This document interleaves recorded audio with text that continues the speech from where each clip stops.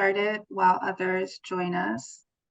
It may take a few minutes for everyone to join. So welcome to our 8th Lunch and Learn. So before we get started, I wanted to acknowledge that I'm located on Indigenous land. I'm located in Takaranto, Toronto, the traditional lands of the Mississauga of the Credit, the Anishinaabe, the Chippewa, the Haudenosaunee, and the Wendat people, and this area is covered by Treaty 13 with the Mississauga of the Credit. So even though land acknowledgements sometimes feel like a thing of the past, we want to recognize that colonialism is an ongoing process, and it may appear in today's conversation, or we want to be mindful that it shows up in different spaces and reflect on that individually and as a group. So today we have the Social Finance Fund Wholesalers here. We did do a presentation with them already. So we did that on June 19th.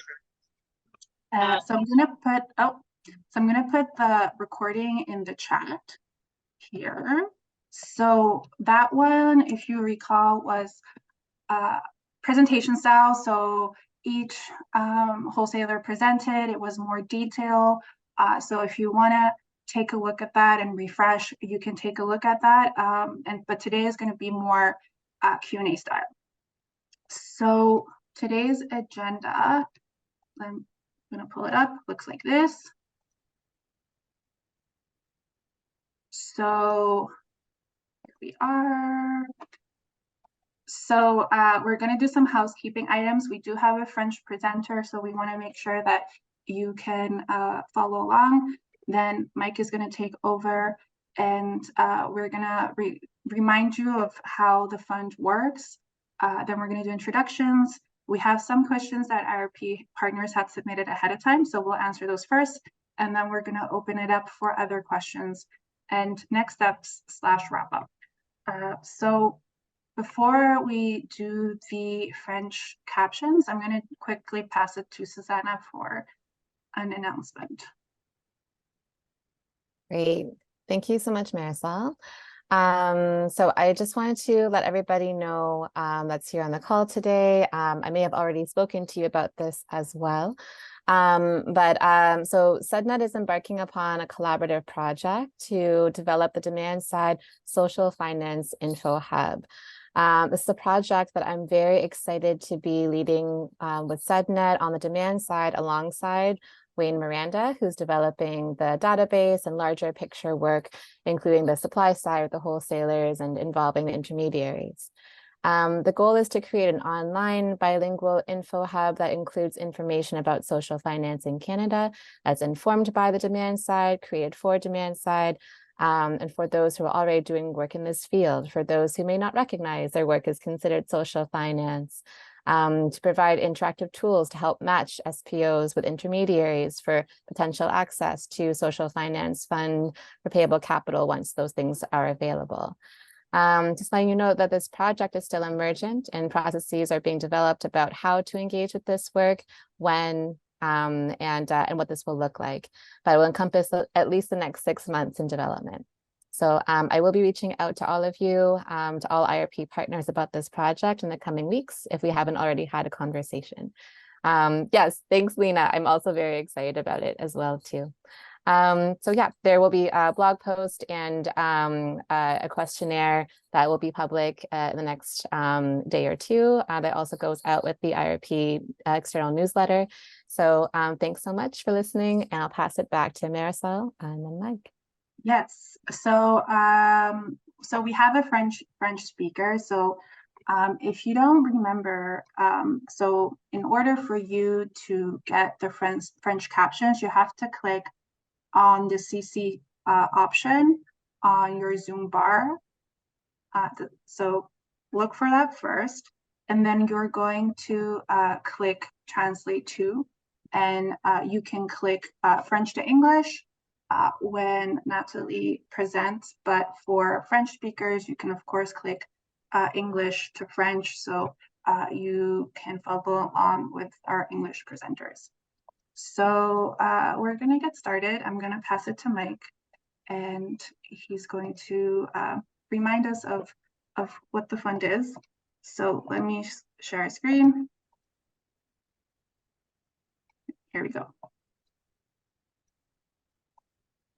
Great. I think, can you make that full screen, Marisol? Yeah, that's better.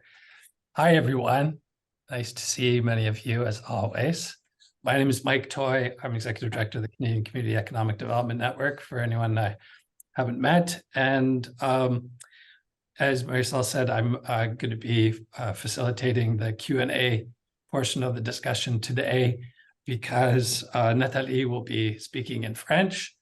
And so hopefully the translation will work well. And if not, I can help out with some translation and understanding. So we wanted to start off with just a recap, make sure we're still on the same page because there's lots of unknowns and things are moving. But here's the bottom line. Previously on Social Finance Fund, there was an announcement in 2018 of $755 million. And then there was a long process. And this spring, 3 wholesalers or investment managers were announced. Actually, I should back up. Prior to that, 50 million of that 755 million was committed to the Indigenous Growth Fund that the National Aboriginal Community Capital Association manages. So that leaves 705 million. 3 investment managers, fund managers were announced in May. The 3 that we have here today, Boann, Realize, and Cap Finance. So that's the top of the good there. You see the ESDC money's going to the wholesalers. And what was committed this spring was $400 million, I think, over 5 years. All the wholesalers can correct me later on if I get my numbers wrong. So a first tranche, a first portion of that, and then the remainder 305 million will go out over the subsequent 5 years based on demonstration of need and what we learn or how things evolve. But the wholesalers now will be providing that capital to social finance intermediaries for the most part. I think Realize might be doing some direct investments in SPOs, but we'll get into that. But most of the capital goes into the intermediaries, the funds, the groups that actually then do the lending to SPOs, to social purpose organizations, nonprofits, charities, co-ops, social purpose businesses, etc.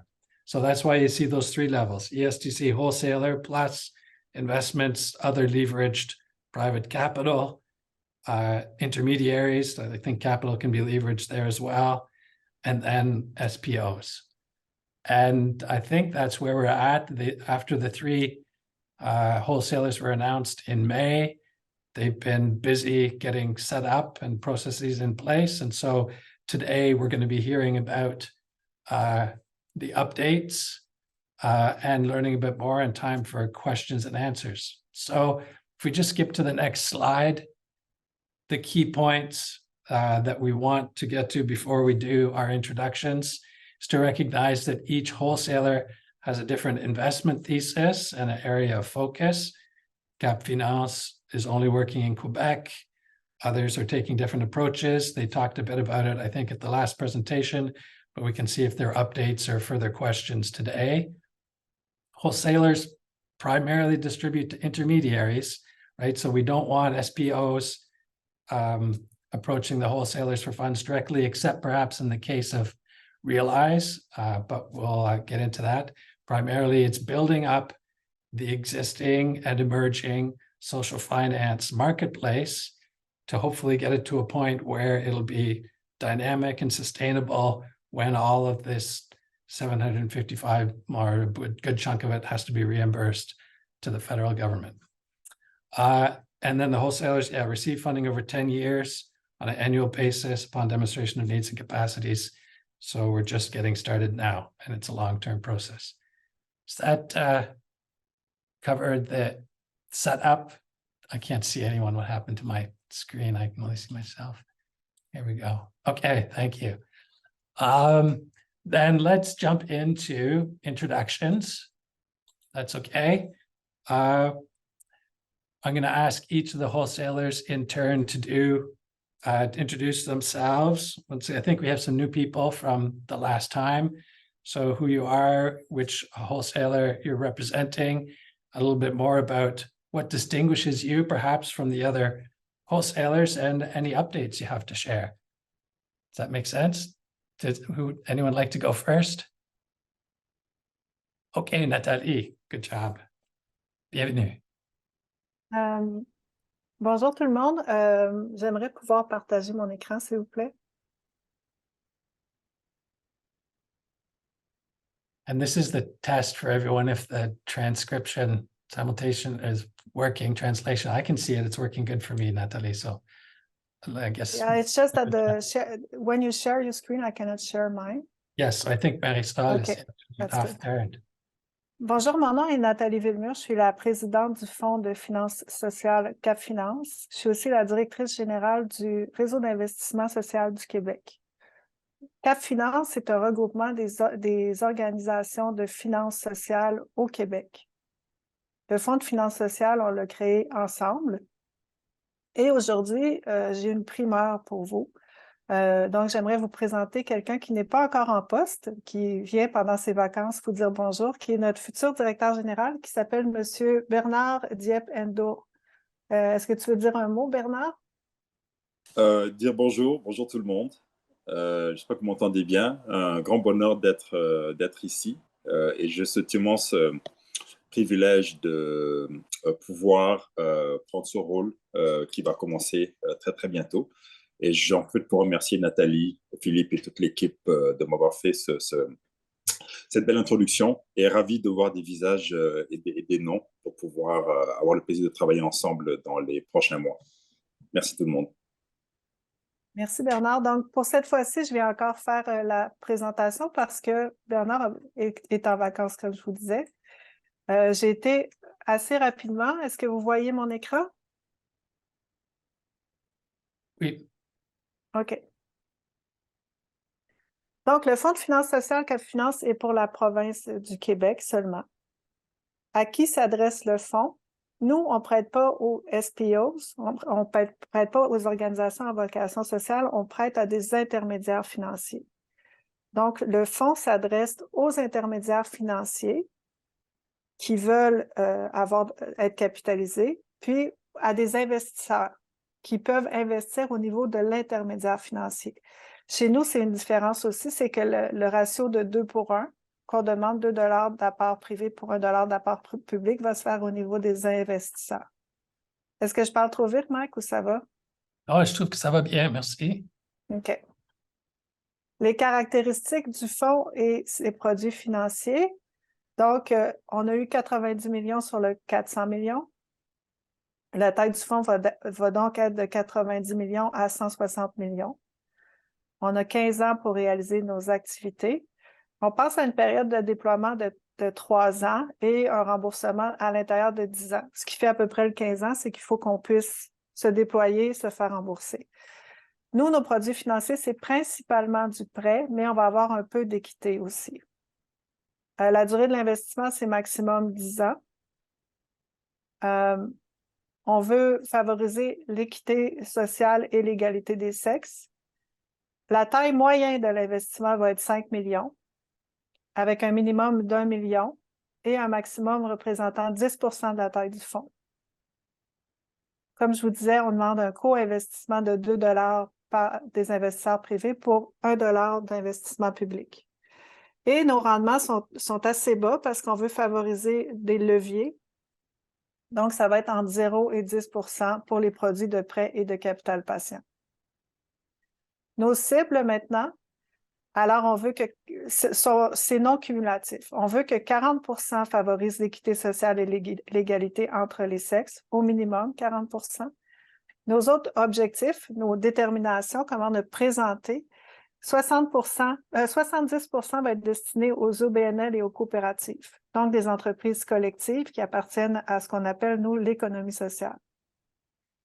On veut que 60 % soient destinés à des zones rurales ou à des populations de petite et moyenne taille, donc à l'extérieur des grands centres urbains. On veut aussi que 10 % soient destinés aux communautés et ou aux terres autochtones Et enfin, on veut que 30% soit destiné à des fonds émergents. À ce titre-là, on a fait des mécanismes pour encourager les fonds émergents qui sont complémentaires de ce qu'on fait dans l'écosystème. Alors, c'est pas mal ma présentation résumée. Je vais te redonner la parole, Mike. Super, Nathalie, thank you. I just clarified in the chat for everyone. Actually, I think the translation seems to be working pretty well, but OBNL in French means nonprofits, organismes à but non lucratif, because Zoom isn't still good with the jargon yet. But and congratulations and bienvenue à Bernard. That's a wonderful news, and we're privileged to be getting that first. So thank you. Okay, well, let's continue the tour then, if that's okay, and we'll collect your questions. We'll have time for that later on in the agenda, but now I'll pass it over to Emma or Lars, who would like to go next. I'm happy to go next. Oh. That's why we never do popcorn style. It's like always You go ahead, Lars. I'll follow. Okay, we almost had a Canadian standoff there. After you. Welcome everyone. Pleased to be with you today. My name's Lars Bockild. I'm the incoming lead portfolio manager for Realize Fund 1, which is managed by Raleigh Assets. Realize Fund 1, as mentioned, or Realize Capital Partners, the fund manager, is one of 3 wholesalers that, as Mike mentioned. I won't be sharing slides. We did that during the prior webinar. But just to the question of kind of distinction with other wholesalers and any updates on our work since then. I think I'd call it 2 things that probably distinguishes a bit from the other wholesalers. So the first is that we, like Boann, do have a pan-Canadian strategy, but we are managing these funds through a more conventional LPGP structure, a limited partnership structure, in which we are seeking and fundraising private capital directly into the wholesaler at a 2-to-1 ratio. So we're seeking to match the government capital with additional, more institutional private capital at a 2-to-1 ratio, targeting an overall fund size of 405 million to be then invested over a 5-year period. So just to call that out, that obviously influences our investment strategy in that there is private return seeking capital in the fund of funds entity itself. And so, it obviously influences how we think about deployment on underlying fund managers. As Mike mentioned or alluded to, we do have kind of 4 pillars to our strategy that had been outlined in the prior webinar, but just to recap on that, we're looking to invest in both established existing intermediaries, new and emerging intermediaries. We have a community lending stream, community investment stream, I should say, not just lending, community investment stream, which will probably be of a lot of relevance to different IRP partners. And then our 4th stream is really direct investments into SPOs. I'll comment that the way we anticipate that 4th stream occurring is primarily through co-investment activities. So investments that have been identified by intermediaries in one of those kind of first 3 verticals, at least for the first few years. And so it is preferable generally that opportunities at the direct level are still flowing to SFIs, and that we really are seeing that 4th stream as a way that we can provide some additionality and some additional access to capital where the existing ecosystem of SFIs is kind of insufficient to meet the needs of an individual SPO. Just in terms briefly of updates, since we last had the chance to meet with CCEDNet as a network, we've continued to progress on establishing a lot of the kind of operational backend. We do benefit, given this is a fund now managed by Raleigh, of Rally Asset's existing experience and personnel, and in having been a private asset manager in the impact investment space for a good amount of time. But given this new mandate, there's obviously a lot of additional items, particularly related to governance, that come into play. And so things you can anticipate and expect to see from us in I would say the next some few weeks and then next few months. One is that we'll be publishing a lot of documents related to the strategy. So you'll see an IPS published from us quite soon. You'll see a theory of change published from us quite soon, actually. There'll be some other documents coming and other opportunities to engage is that we'll be publishing an open call for members to a few different advisory boards. So an investment advisory committee, a sector advisory committee, and a governance advisory committee will all be published calls in the near term. Leading into the fall, and attached to that community investment stream I mentioned, we will have a public call for expressions of interest as well. So those will be kind of two avenues that either IRP partners themselves or organizations in your networks might have interest if they're looking to collaborate with us. I'll pause there. Happy to hand the mic over to Emma. That's great, Lars. But just before we do that, I want to repeat that important clarification you made, that even though the community investment stream will be coming, at least in the initial stages, you'll be working with established intermediaries. And so people, you're not soliciting proposals to be coming directly to Realize at this point from SPOs for investment opportunities. Yeah, that's right. That's not the intent of the EOI. It's really the EOI, and there'll obviously be more details on it, is really intended to identify organizational partners that are looking to be community investment intermediaries in their local context, often as lending partners. Excellent. Okay, thank you. That's good updates. Then let's keep going and hand it over to Emma. Yeah, hi everyone. So great to be here, and thank you to Marisol for organizing it. Thank you to Mike for that introduction. My name is Emma Lang, and today I'm representing Boann, where I work on the market building and development side, so supporting existing and emerging intermediaries wherever they are in their journey. And I would say one of the key distinguishing factors of Boann is probably the partnership. So we are made up of two entities, CCEDNet Impact, which has extensive experience in placing and managing social investments, as well as TIP, the Table for Impact Investing Practitioners, which is a pan-Canadian, pan-sector community of practice made up of over 80 social investment practitioners. So this brings just quite an array of diverse ideas and experiences to the table, which has also helped inform our mission, which is really to support and grow a strong national network of intermediaries, to invest in underserved communities and geographies, to really focus on capitalizing financially sustainable and deep impact opportunities. So the ones that are going to kind of move the needle.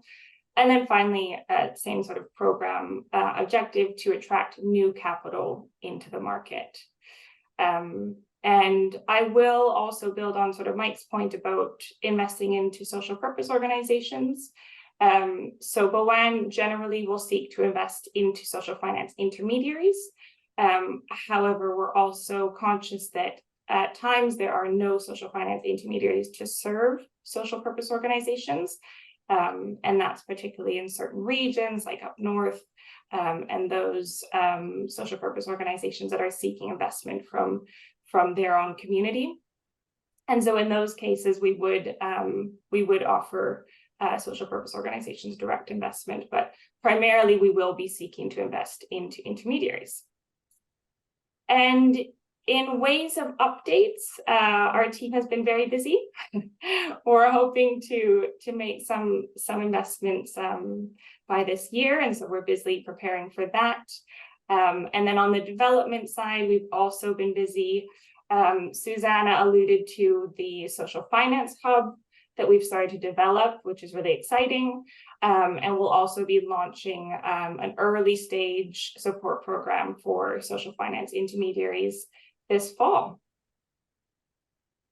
I'll leave it there. Yeah, I'll leave it there and we can get into the Q&A. That's great. Thank you for that, Emma. And that's actually news to me that Boann as well will have some sort of mechanism perhaps to be making direct investments where intermediaries don't exist or are emerging. So that's very good to know. Okay, then perhaps if we move, yes, on to the questions that IRP partners had submitted in advance of the session today. There, I think, yeah, what's just really important is to understand those three layers. There's the wholesalers, SFIs, and SPOs, and with some direct sort of connection between wholesalers and SPOs in some cases. But when the wholesalers are working with the social finance intermediaries here, is there a deal size that's a Goldilocks kind of sweet spot? What are there limits on the bottom end or timeline for investments? What do people have comments on this one? Okay, I'm going to point questions. Why don't you go first, Emma, this time? Sure, very happy to. So I think it's worth emphasizing that we are looking first and foremost for a strong impact investment thesis and a viable and sustainable business model to achieve it. That's the most important. Regarding the deal size, our investment committee will ultimately have kind of the final say and decide the investment threshold for any singular investment. But I will say that we'll be prudent in our exposure to any fund. And by exposure, I mean how much of our investment would make up of the total raise. And then we're also mindful of how much any one investment makes up of the 135 million that we have over the 5-year period.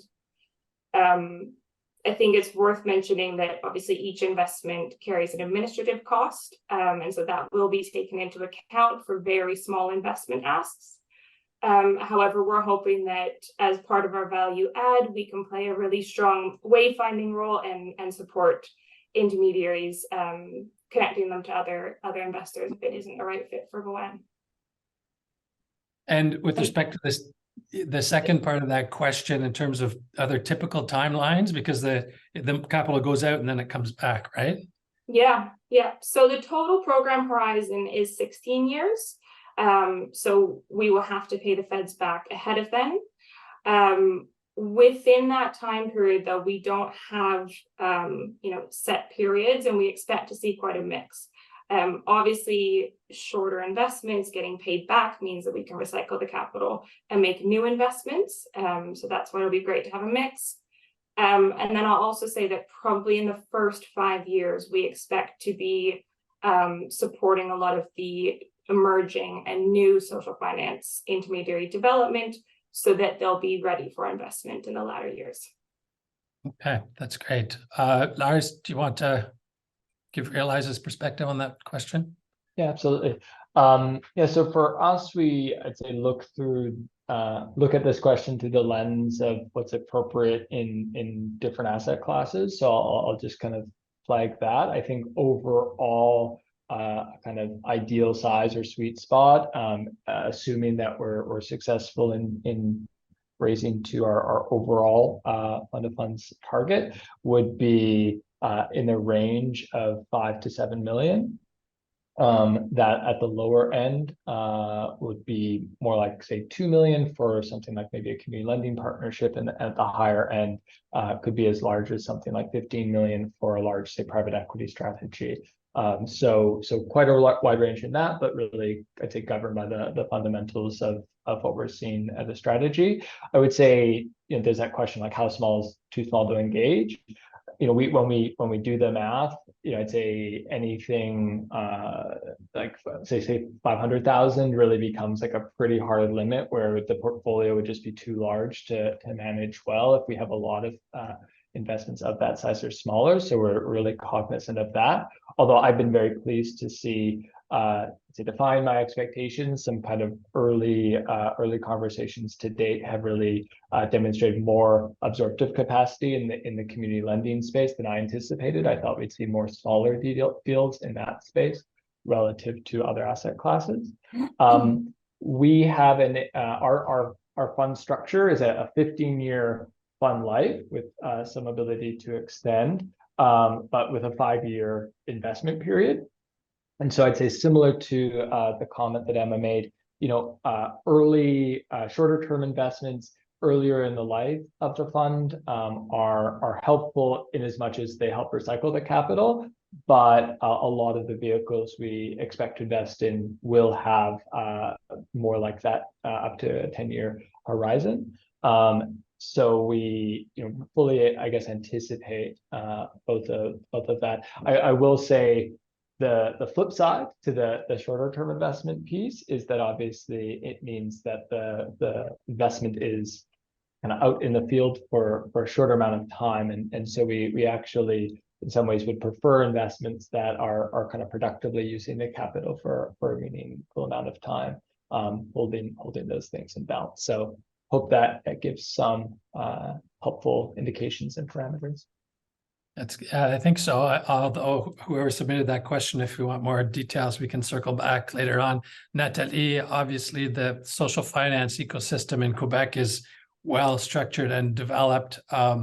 Do you have some ideas at this point around that question here of deal size or timeline? Le deal moyen va être de 5 millions. On peut aller aussi bas que 1 million, mais ça va être beaucoup pour les intermédiaires émergents. En fait, ça va dépendre des besoins puis aussi de leur capacité d'aller chercher des capitaux à l'extérieur. Puis le deal maximum, c'est 10% du portefeuille, mais on veut pouvoir supporter le maximum d'intermédiaires financiers. Nous, on recherche la complémentarité avec l'écosystème. Donc, c'est une des valeurs de Cap Finance qui ont mis de l'avant depuis toujours, de ne pas travailler en compétition, mais vraiment pour bâtir un écosystème fort. Et le maximum de la durée d'investissement, c'est 10 ans. Puis j'ajouterais qu'on vise une période de déploiement d'à peu près 3 ans pour laisser le temps aux gens de construire leur modèle financier. Good. Très bien. Okay, thank you. The second question, is there preferential treatment or prioritization for nonprofits? I know, Nathalie, in your original description, you talked about nonprofits and co-ops for the most part because of Quebec's social economy orientation. Are nonprofits being prioritized there? Nous, on appelle ça l'économie sociale, donc on ne fait pas de distinction entre les coops et les OBNL. C'est deux formes d'entrepreneuriat collectif. On les priorise beaucoup aussi parce qu'ils sont très porteurs d'impact en termes de gouvernance démocratique, en termes d'utilité sociale, en termes de pérennisation de la mission, d'être capable de passer la mission à travers plusieurs années. Donc, c'est pour ça que la majorité des fonds vont s'adresser aux coopératives ou aux OBNL. Okay. Lars, for Realize, is there any prioritization or distinction given for nonprofits? Yeah, I'd say that our strategy, partly because of that blending of private capital, I would say doesn't explicitly prioritize nonprofits within the community investment stream in particular. We see that as the mechanism where it'll most often intersect with nonprofits, both directly and through partnerships. We anticipate that many of our partners in community lending will themselves be nonprofit organizations, and many of the underlying SPO beneficiaries will also be nonprofits. I would say where we see that occur, we do see that certainly is beneficial in both building durable capacity that reinvest resources into the social finance ecosystem long term. And so, all things being equal where we see it, it's absolutely considered beneficial, but we also recognize that there's not only a variety of forms where the nonprofit structure isn't as helpful, but for even just from a market development perspective, we anticipate many kind of for-profit social ventures as also being a core component of our strategy. Very good. Emma, from your side? Yeah, I would say, again, just to emphasize, regardless of if they're for-profit or non-for-profit, we are looking for deep impact and a sustainable business model. That's sort of key to our strategy. But I would say probably where this nonprofit prioritization might come into play is that we are directing our market development activities. So specifically looking at developing new social finance intermediaries where there are current gaps in the ecosystem. So many of you will probably already know that nonprofits often have challenges accessing capital. So I do see that may come into play for our market development activities. Very good. Then if we go on to the last slide, there's one other question that was submitted in advance, and this gets away perhaps more specifically from your implementation work with each of the wholesalers, but a bit more around a theme that I commonly do my cheerleading dance around, which is co-creation, right? We're building this together, and as much as, just as Nathalie said, having a strong, coherent ecosystem in Quebec as best as we can coordinate things across Canada as well, I think the stronger we'll be. So any ideas about how wholesalers and IRP partners can work together, or what we can learn from the last 4 years of those two IRP programs? And should I risk opening it up? Oh, Lars, you haven't had a chance. No, you did go first. No, yeah, go ahead, Lars. Okay. Oh, good. I think there's honestly, this is a good question, and it's one that's very multifaceted. So I think there's actually lots of different dimensions that can look like. Critically, I would say that there's obviously a lot of learning and insight through that process that we absolutely should be incorporating into our work and strategies, whether or not that's in terms of the ultimate recipients of funds, the gaps that IRP partners themselves saw in market, and kind of learnings and insights from that should carry forward into the social finance fund wholesaler strategies. I do think on our part, at least when I mentioned some of those other avenues and opportunities for engagement, whether or not that's through the advisory committees that I mentioned, or things like the expression of interest in the fall, those are very kind of concrete opportunities for us to potentially work with IRP partners, where you have built up over many years deep networks in your different communities of interest and place that obviously could directly inform that work. So, for those IRP partners that are either in a position to perhaps act as ongoing intermediaries yourselves, that's one possibility. For those that have organizations in your networks that are in that position, that would equally be relevant. And regardless if there's a strong interest in this ongoing, where you have learned to provide meaningful insight over time, then those advisory committees become an obvious venue. Yep, those are very practical and important opportunities to be watching for over the coming weeks and months. Nathalie, je pense que j'ai vu Amy as well, mais est-ce qu'il y avait quelque chose que tu voulais ajouter à cette question? On travaille beaucoup en collaboration à l'intérieur de l'écosystème, donc on travaille déjà avec les partenaires du PPI, RP Partners chez nous. Puis on essaie de respecter nos expertises pour travailler dans la complémentarité, donc ça va bien, on est content, puis c'est comme une deuxième phase où est-ce qu'on a fait certains apprentissages, mais ils sont déjà intégrés, c'est pas des grands chocs, là, ils sont déjà intégrés dans le modèle global, donc on est content. Yeah, that's definitely one of the strengths of the Quebec model, is that highly structured and organized approach. So that's good. Emma, from your side? Sure. Yeah, I think I'll flip the orders of the questions. So I had the opportunity to speak with many of the IRP partners when I first started in this role, and gained lots of great insights from that, and look forward to continue learning from this group. Specifically for the Social Finance Fund, I think a number of things that we gathered is that awareness amongst social purpose organizations about social finance is still an important piece to address. And particularly that community finance plays an important role for social purpose organizations from equity deserving groups. So that is something that we will definitely keep front and center as we push forward our strategy. I think another important point is that language remains quite a barrier for these groups as well. I think often the jargon and the lexicon of social finance doesn't always resonate with social purpose organizations, especially those from different groups. So that is something that the Social Finance Hub is looking to address, which kind of leads me to, I guess, the first point of how the Social Finance Fund wholesalers and IRP partners can work together.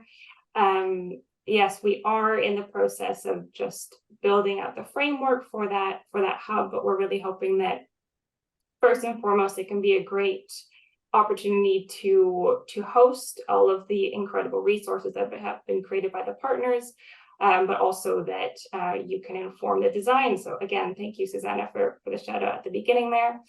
And then I would say that we're still in the process of building out our partnership strategy, but we're really keen to work with all of the IRP partners to one, identify emerging social finance intermediaries. I think there's been a number of incredible examples of how the IRP and the Social Finance Fund can be connected. A couple that come to my mind is Entrepreneurs IRP Output is forming their kind of fund ambitions. I know a number of other IRP partners are working with emerging social finance intermediaries.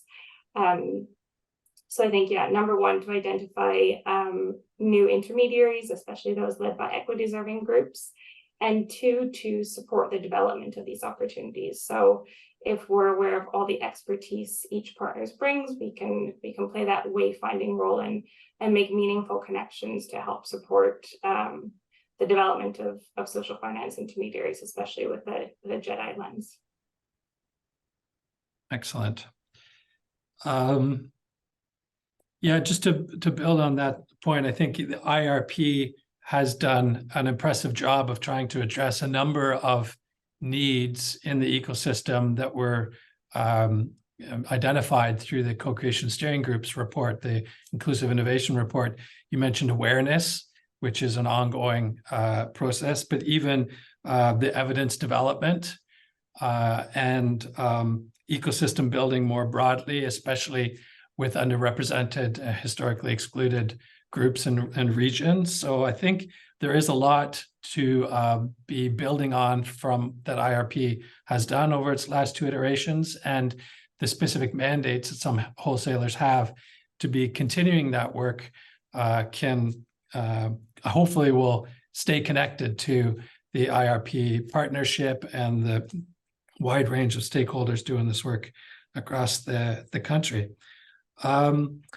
Okay, well, where did my chat go? I think that covers the submitted questions. We have maybe 15 minutes left if there are other questions people want to raise or specifics that we didn't get to in the submitted questions. People can raise your hand and jump in or add to the chat. And I'll warn you in advance, I'm not very good with silence. So it's not gonna, you have to really jump in.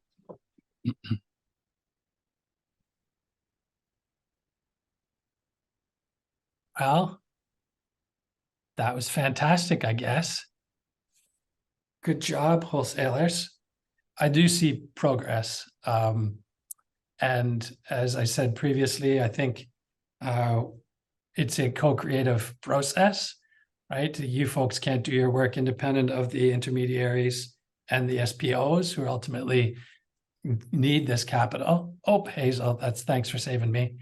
And yeah, so okay, over to you, Hazel. Okay, thanks, Mike, and thanks, everyone. Yeah, I have the same question I've had for a while. Trying to figure out for funds that are operating and wish to be social finance intermediaries, is there any more clarity on the topic of whether capital existing in those funds can count toward matching in those wholesalers that need to have some capital for matching, or is it only new outside investment? Thanks. Happy to field from our perspective. So in our case, Hazel, we're really seeking that match, as mentioned, at like the top end fund of funds level. And so where there's less of an obligation for there to be that matching requirement, SFI by SFI, so to speak. However, I think part of our vision in really seeking to catalyze a sustainable market over time is to ensure that there is a sufficiency of internal, whether or not it's fundraising, investor relations capacity, et cetera, such that we envision setting SFIs up for success in the future. And so, to your question, if, there's an existing fund manager that has existing investor relationships coming to us for additional capital, but we see that infrastructure in place, we wouldn't look to an explicit matching requirement, again, assuming that we're successful in our own goals. They're off the hook, Hazel. That's great. Well, we'll see. Okay, Emma, how about from Boann? Yeah, it's a good question. So we are structured slightly differently than Realize. So we have two funds. We have one, Boann Social Impact, which hosts the government monies, and then we have another fund, Boann Social Capital, which will be raising private capital. So we will be using the second fund to cover part of that leverage piece, but really, as part of our ambitions to build really sustainable social finance intermediaries that can attract their own private capital, we will be looking for some leverage on the SFI level as well. But it isn't necessarily the 2-to-1 program level leverage, because we will be covering some of that through our private fund. Great.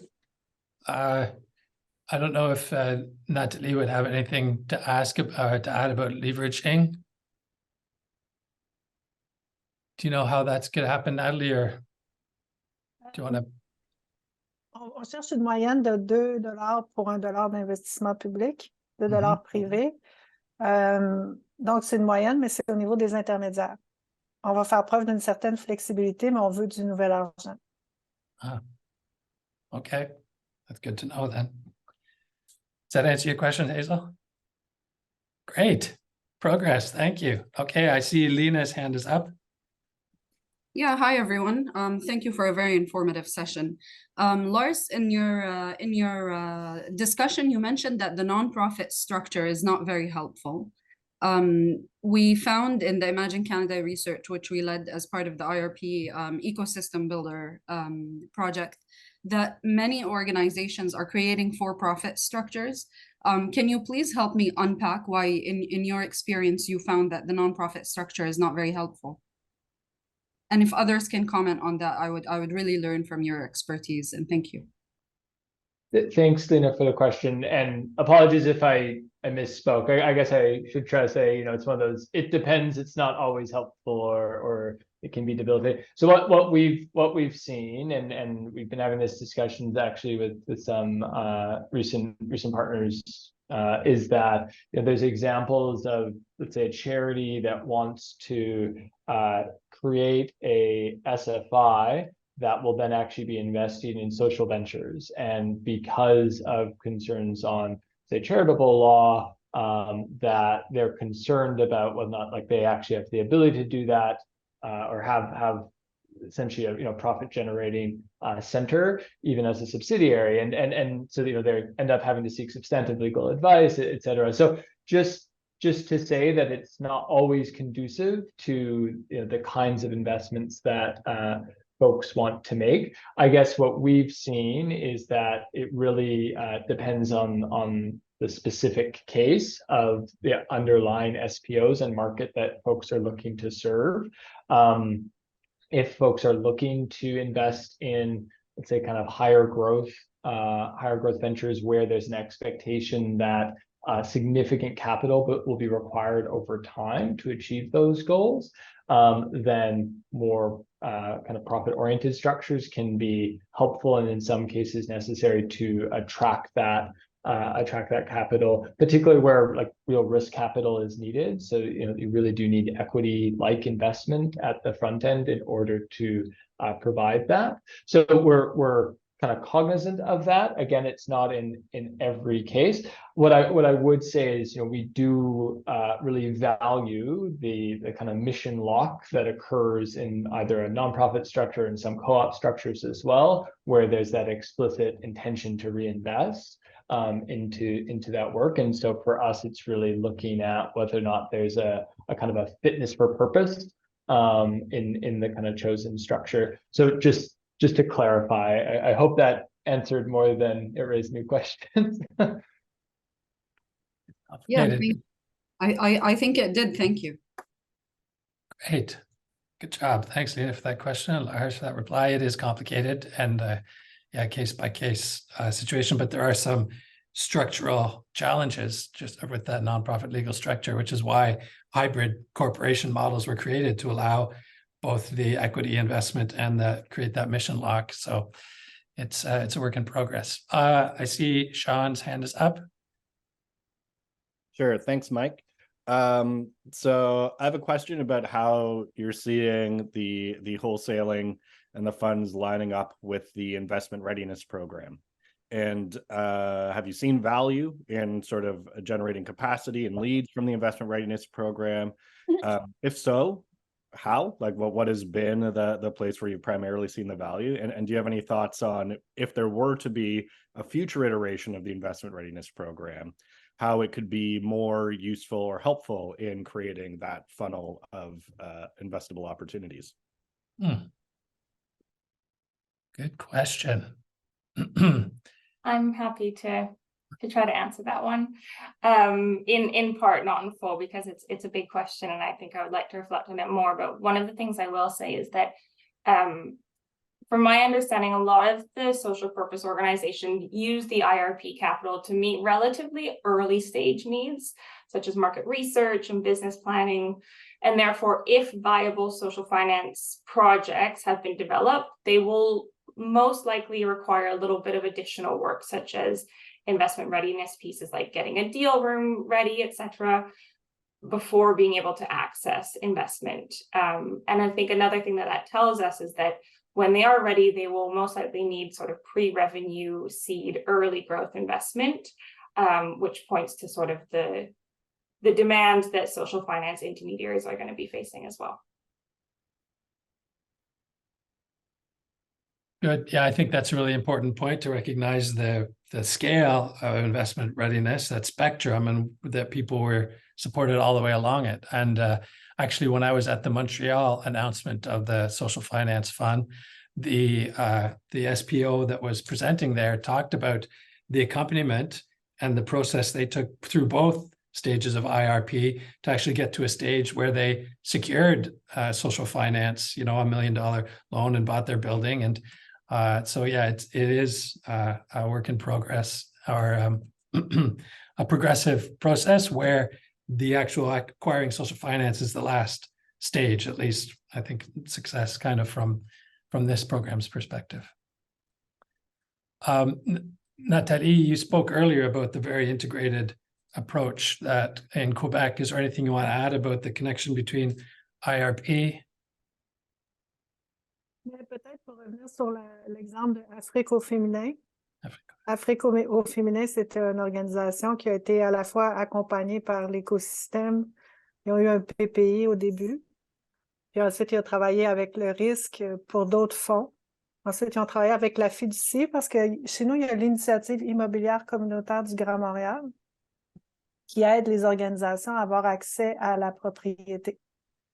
Donc, eux, Afrique au féminin, font aussi partie de ce programme-là pour des contributions non remboursables. Donc, on fait beaucoup de capacity building à travers le temps pour qu'ils arrivent à réaliser leur mission. Donc, c'est plusieurs étapes. Vous connaissez ça plus que nous, mais on est déjà dans cette réalité-là. C'est l'augmentation du prix des locaux commerciaux avec une organisation qui était dans Parc Extension. Elle peut pas changer puis s'en aller à 10 km de où est-ce qu'elle habitait avant, là, où est-ce qu'elle servait sa clientèle. Donc, c'était extrêmement cher. Il a fallu qu'il fasse beaucoup de compromis pour arriver à ce niveau-là. Excellent. I don't know if you wanted to add anything on this, Lars, but I see Jerry's got his hand up and there was an interesting comment from Alexandra. So perhaps we'll let Jerry ask his question. And if you can take a minute to read Alexandra's comment about competition between wholesalers and SFIs and what that might mean for access and attracting capital in general, then we can perhaps just have a last round of final comments to wrap up. Yep, and I'm me. Great. So my question is around impact measurement. So all three wholesalers have what is going to be really clear investment pieces as well as theory of change, etc. All have impact missions. How are the three wholesalers working together to measure impact in a consistent way? And how much of that data do you think might be shared publicly? So I can speak to this somewhat, Jerry. So we, as Realize, on behalf of all the wholesalers, one of our market building mandates is to work with the Common Approach for Impact Measurement to develop an impact data standard that will be used consistently kind of across all three wholesalers. And so I would say, there will obviously be a nuance in everyone's strategy, but the kind of data regime that will be used should be fairly consistent as a result of that work. And there is active work underway, really, I'd say, led also by ESDC to create a kind of a coding system for what would qualify as a gender lens investment or an investment in an equity deserving SFI. So just to kind of clarify, to your second question around, I guess, data availability, that I'm not certain on. I can't really speak to that. I don't know to what degree it's ESDC's expectation or ability to make that data open and accessible. And frankly, I think we need their approval. I don't think we could do that autonomously, given the agreements that I've read. Thanks, Lars. Anyone else want to add anything to Jerry or Alexandra's point? Sur l'impact, je pense qu'on cherche nos points communs pour être capable de parler d'un même langage, tout en respectant nos particularités régionales des formes d'entreprise. Donc, on travaille en collaboration aussi avec les membres de Cap Finance pour évoluer dans cette manière-là. Puis, Common Approach nous aide à pouvoir trouver nos points communs entre nous, pour avoir un langage commun, au moins dans un certain spectre. Good. And with respect to Alexandra's question about funds being solicited both by wholesalers and intermediaries, and the overall goal, right, is to create new capital inflows. And so I think it's going to be a shared challenge for wholesalers and intermediaries to be reaching, and I think wholesalers have a bit of an advantage because of their size sometimes to be able to access bigger pools, but I once again will make a vote for co-creation, that TIP and the wholesalers and the funds be working together to attract, because there's so much good work being done. There's lots of ways to involve more capital sources in this work, and hopefully that will continue. If it's all right, Mike, just to add to that, like I entirely appreciate the spirit of the question in that there obviously is a limited universe of, let's call them, usual suspects that have engaged in impact investing in Canada for a long time.